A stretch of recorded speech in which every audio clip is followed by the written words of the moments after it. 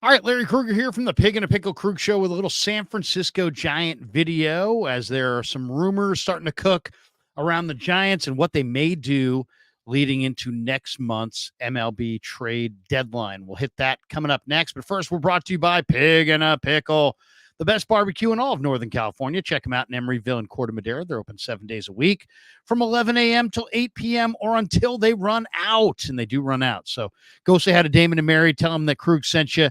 Go get some brisket chili, and enjoy Pig and a Pickle. And this video brought to you by Sharp Corners Sports Cards and Collectibles, 205 Cypress Avenue in Pacific Grove, California. Call Anthony Catania at 831-521-5264.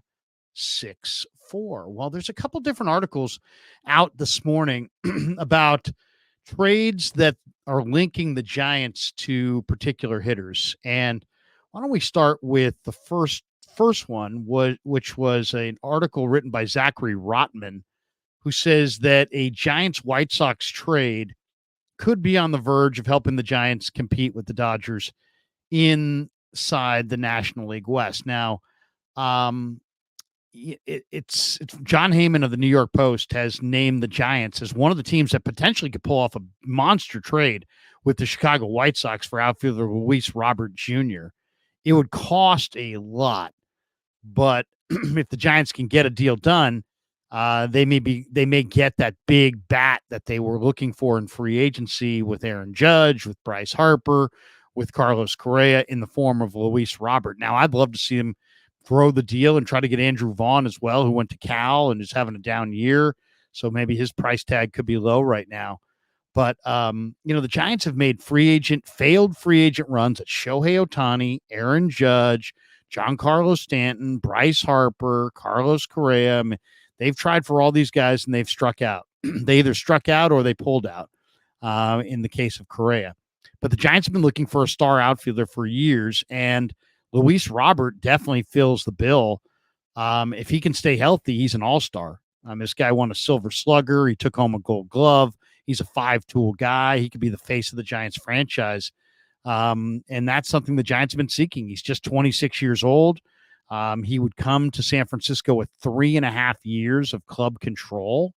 So this would be the deal that they're floating out here, would send Chris Flexen, a pitcher, also to the Giants. Flexen's got a 5.03 ERA. That's pretty high, but he's allowed only 3 earned runs or less in 9 of his 14 starts and 11 of his 16 appearances. He has had a couple brutal outings, but mostly he's been good. So the Giants have Cobb and Harrison and Snell and Robbie Ray. With those guys all being out right now, they could, and now Keaton Wynn also being on the injured list, they could definitely use some more pitching depth. Now, what would the Giants have to part with?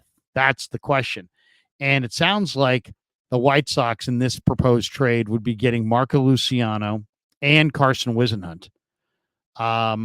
Luciano has struggled and he's in the minor leagues. Whisenhunt potentially could become the White Sox ace down the road. Also, I believe Wade Meckler would be in this deal as well, going to the White Sox as well. And maybe even Carson Seymour. So it's a sizable deal. I mean, if the Giants could make this deal, it would be gutsy, but it would also probably put them in the driver's seat in the National League wildcard race. It's a steep price to pay for Luis Robert, but when you think of the cheap contract and the control that the Giants would have for 3.5 years,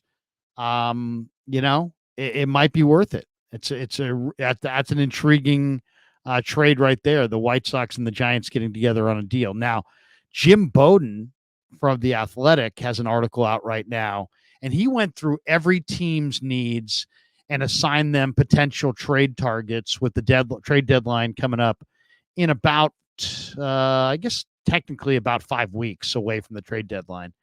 Bowden had a very intriguing name tied to the Giants, and that was Baltimore Orioles star center fielder Cedric Mullins. Now, Mullins has been a really good player. He's had a great glove, but he is struggling mightily at the plate this season. And the Orioles are looking to win a World Series this year, and they're potentially interested in trading him for a pitcher while potentially looking for another win now option in the outfield. So Mullins is interesting. I mean, he's had a really good career to date, but this year he's hitting only 197 with a 245 on base. That's horrible. On June 20th, he hit his first home run since the end of April, breaking out of a huge slump.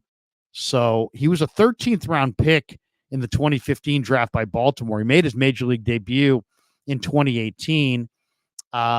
And, he hit 235 in 45 games as a rookie. So Mullins is interesting though. He definitely is a guy who can play center field. He's athletic. He's probably going to bounce back at some point. He's a pretty good player. I mean, his first full season came in 2001. He earned his first All-Star nod. He was a Silver Slugger Award winner. He had a 30-30 performance that year. And, he definitely, the Giants have Jung-Hoo Lee coming back next year, but they could move Jung-Hoo Lee to a corner outfield spot and let Cedric Mullins play center field. He's got more range than Lee. He's probably got a much, much stronger arm. But, that would be interesting. I don't know what exactly the Giants would have to trade for Mullins, but it probably is not. It's probably kind of a situation where they would buy low. Now, if you say, what is the Giants' mode going into the trade deadline? Okay, so the Giants are roughly a 500 team, and yet the wild card spot in the National League could go to a team that is sub 500. So there's a chance they don't even have to reach 500 to make the playoffs this year. They might be able to make the playoffs without reaching 500. But they're also in a situation where they've got, some farm system starting to get it going a little bit.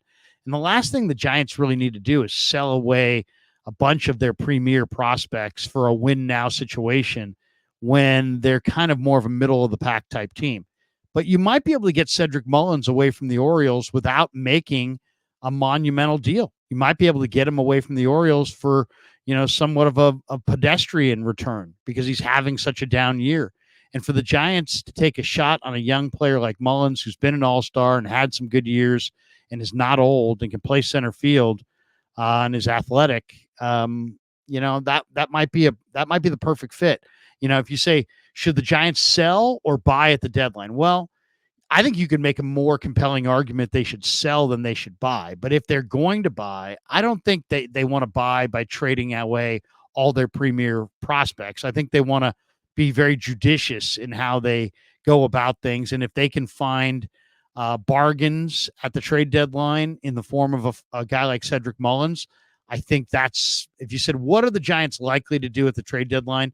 I think they're likely to buy, but I also don't think they're gonna trade away a bunch of their elite prospects. I think they'll find a way to buy on the cheap and see if they can find some value in the trade market. And Mullins might make a perfect sense.